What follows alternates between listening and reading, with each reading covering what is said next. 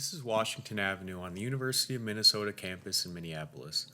The road currently allows bus and bike traffic, alongside tram tracks where the Metro Green Line operates.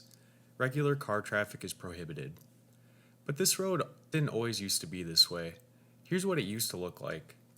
As you can see, this was a considerable change. So what were the goals of this project, and why did it ban cars on this stretch of road? For one, this is the university where considerable amounts of people transit via foot or bike. Having a large amount of car traffic alongside that creates a bad situation for several reasons. The first is air pollution. Having thousands of cars passing through a roadway every day noticeably decreases air quality. The second is noise pollution. Cars are noisy, and having a bunch of them passing by while you walk to class is just unpleasant. What I noticed when I took a walk along the road without cars was just how quiet and relaxing it was. I was shocked that I was in a city with how calm everything felt. Even the trams themselves are relatively quiet. The third reason is safety. As I'm sure we're all well aware, crossing a street with lots of car traffic can be extremely dangerous, as well as anxiety inducing. With this new design, it's very easy to cross the road safely, especially since there's a middle island you can wait at, so you only have to look one way at a time. You rarely have to wait for a walk signal like you would at a normal car road, which decreases the amount of time spent waiting to cross as a pedestrian. In addition, there's a nice space in the middle of the road complete with benches and green space for people to relax. The road is much more complex and well designed now, rather than a basic and uninspiring 4-lane road, all using the same amount of space. So what was the impact of the light rail on the area as a whole? The LRT project was much more ambitious than just the university area. The line connects the Twin Cities of Minneapolis and St. Paul through a central corridor, providing travel times of around 30 minutes between cities.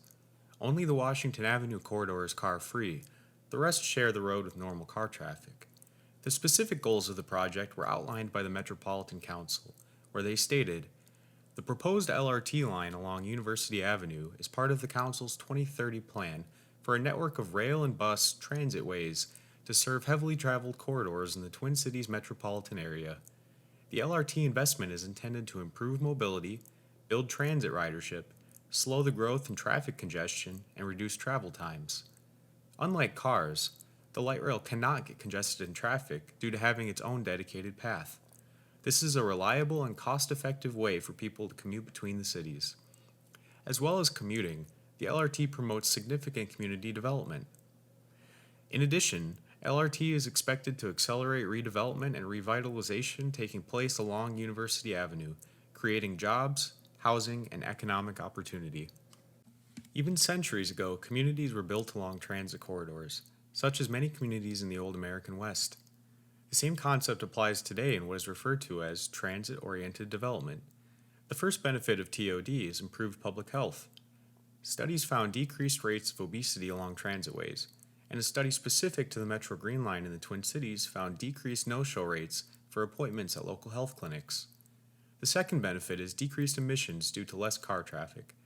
The Metro Green Line serves an estimated 44,000 passengers a day. With estimates that between 75 to 85% of cars on the road are single occupant during commutes, this easily eliminates tens of thousands of cars from city roads every day. The third benefit is that it strengthens local economies and accelerates development. In particular, the Twin Cities has seen booming apartment developments along the LRT route, with several complexes opening in the past few years. Finally, a TOD community costs less to maintain than a suburban sprawl community. Denser communities have higher value and lower costs to cities that have large amounts of sprawl. There are many excellent videos on that topic that explain it in detail. I'll post a few in the description that I recommend. Many cities in America are extremely car dependent and require a car to run even basic errands. Imagine living in an area that was quieter, cleaner, and had reliable and cheap transit available whenever you needed it, that didn't cost several $100s a month. Not to mention people who aren't able to drive for other reasons. It's no surprise that development has exploded on this corridor, because people want to live in places like this. The Metro Green Line in Minneapolis is an excellent case study of moving away from automobile-centric development in American cities. If you've heard similar ideas and are skeptical about their implementation, I would definitely recommend studying this example more to see the great results it has had. All sources are linked in the description. Thanks for watching. Please consider subscribing to see more videos like this one.